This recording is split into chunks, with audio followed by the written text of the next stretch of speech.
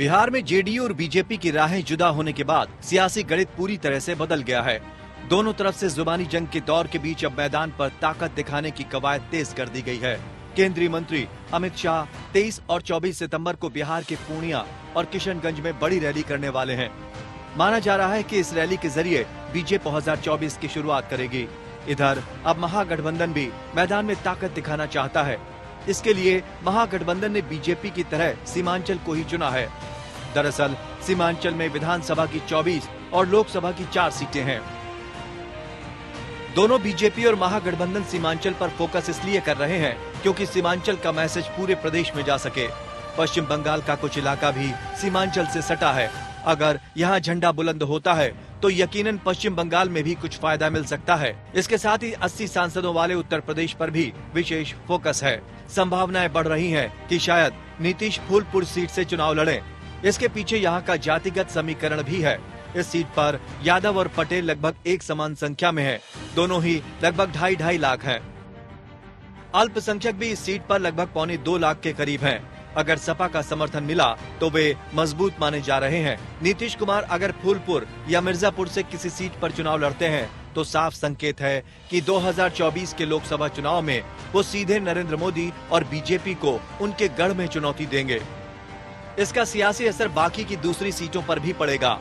ये रणनीति उसी तरह से है जिस तरह से 2014 में मोदी ने काशी से चुनाव में उतरकर यूपी में विपक्ष का सफाया कर दिया था और अब जेडीयू भी उसी दांव को आजमाने की मूड में दिख रही है। देखा जाए तो देश के ज्यादातर प्रधानमंत्री यूपी से ही चुनाव जीतकर दिल्ली के सिंहासन पर काबिज हुए। पंडित जवाहरलाल नेहरू, लाल बहादुर शास्त्री, इंदिरा गांधी, राजीव गांधी, वीपी सिंह, चंद्रशेखर, चौधरी चरण सिंह, अटल बिहारी वाजपेयी और नरेंद्र मोदी तक यूपी से सांसद बनकर प्रधानमंत्री बने।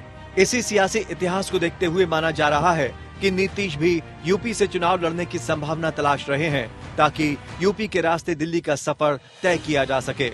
इस बीच नीतीश कुमार कई विपक्षी दलों के नेताओं से मिलकर मिशन 2024 का ताना बाना बुन रहे हैं। इसी कड़ी में उन्होंने हाल में सोनिया गांधी और राहुल गांधी से भी मुलाकात की है। जहां एक और राहुल भारत जोड़ो यात्रा निकाल रहे हैं तो वहीं कांग्रेस में अध्यक्ष पद के लिए भी सरगर्मियां तेज हो रही हैं। केरल से कांग्रेस के सांसद शशि थरूर ने सोमवार को कांग्रेस अध्यक्ष सोनिया गांधी से मुलाकात की थी। इस दौरान सोनिया गांधी ने शशि थरूर से कहा कि वो कांग्रेस अध्यक्ष पद के चुनाव में पूरी तरह से तटस्थ रहेंगी।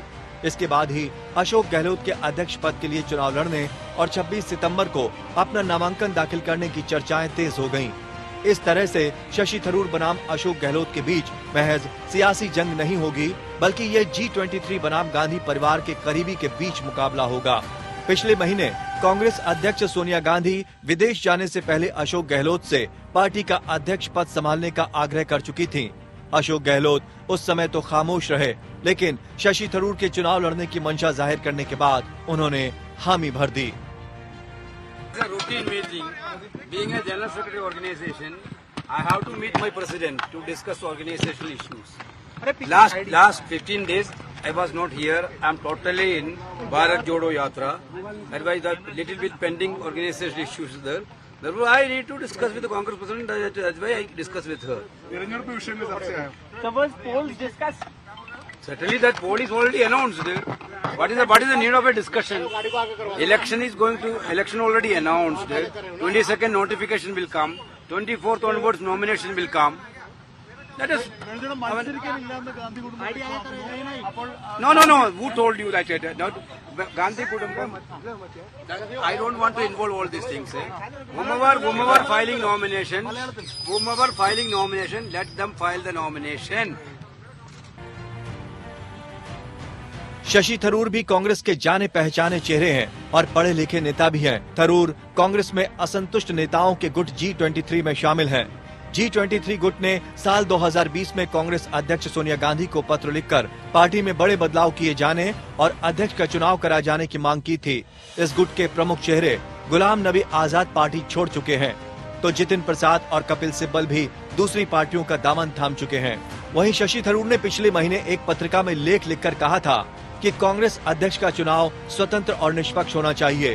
साथ ही ये भी कहा था कि कांग्रेस में फैसला लेने वाली सर्वोच्च कमेटी CWC में भी 1 दर्जन पदों के लिए चुनाव की घोषणा करनी चाहिए। इससे पहले शशि थरूर कांग्रेस अध्यक्ष के चुनाव को लेकर मांग करते रहे हैं। हालांकि थरूर की राह आसान नहीं होने वाली। थरूर का साथ उनके राज्य की कांग्रेस यूनिट भी देने को तैयार नहीं है। केरल यूनिट की तरफ से कहा गया है कि चुनाव लड़ने का फैसला उनका निजी हो सकता है, लेकिन मेजॉरिटी गांधी परिवार के साथ ही रहेगी। 2 सांसदों के मुरलीधरन और कोडिकुन्निल सुरेश ने कहा कि गांधी परिवार जिसके लिए भी सलाह देगा, बहुमत उधर ही रहेगा। दूसरे राज्यों की कांग्रेस इकाइयों की तरह केरल प्रदेश कांग्रेस कमेटी भी राहुल गांधी को अध्यक्ष बनाने की मांग करने वाला प्रस्ताव पारित करने की तैयारी कर रही है। आपको बता दें कि अब तक 8 इकाइयों ने राहुल गांधी को अध्यक्ष बनाने के लिए प्रस्ताव पारित किया है, जिनमें राजस्थान, महाराष्ट्र, जम्मू कश्मीर, छत्तीसगढ़ और गुजरात शामिल है। जहां राहुल गांधी को कांग्रेस अध्यक्ष बनाने के लिए एक के बाद एक राज्य प्रस्ताव पास कर रहे हैं, लेकिन राहुल अपना पत्ता नहीं खोल रहे। ऐसे में कांग्रेस के 2 दिग्गज नेता पार्टी के अध्यक्ष पद के लिए चुनावी ताल ठोक सकते हैं। इस तरह से कांग्रेस अध्यक्ष पद का चुनाव बेहद रोमांचक मोड़ से गुजर रहा है। तो 2 दशक बाद कांग्रेस को गांधी परिवार से बाहर का कोई अध्यक्ष मिल सकता है।